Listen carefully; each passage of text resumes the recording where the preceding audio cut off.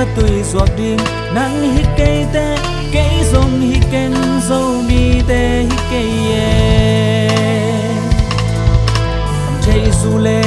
rất tùy rằng điên nắng hít cây tê cây rong hít ken dâu mi tê hít cây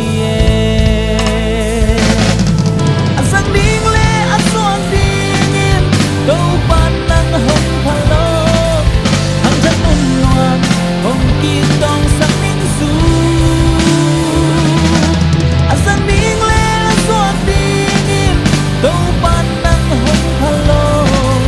in quan loan lai hồng kỳ tòng sắc ninh du chạy du lê rất tùy doa kin nam min daya i khoa min dai i pol pi dai sắc cha chạy du lê rất tùy doa kin nam min daya i gam min dai i khoa sung dai sắc cha asang ding lê aswang ding đâu pan nang hong phalo hang chan nun nuam hong ki tong sang ning su asang ding le aswang ding đâu pan nang hong phalo in quan nuam lai hong ki tong sang ning su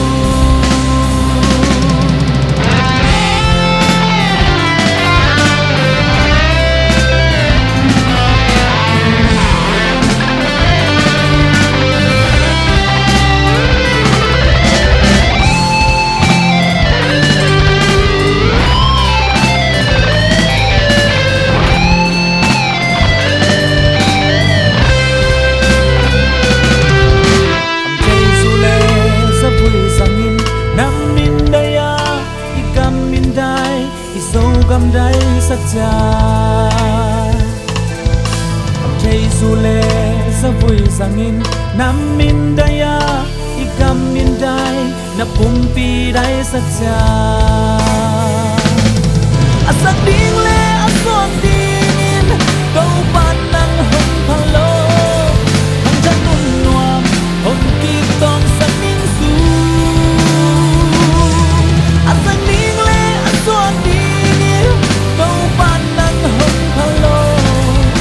quan loan lai hong ki tong sang ning su asang ding le suang ding đâu pan nang hong phalo hang chan nun nuam hong ki tong sang ning su asang ding le suang ding đâu pan nang hong phalo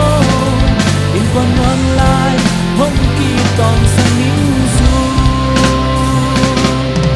quan loan lai hong ki tong sang ning su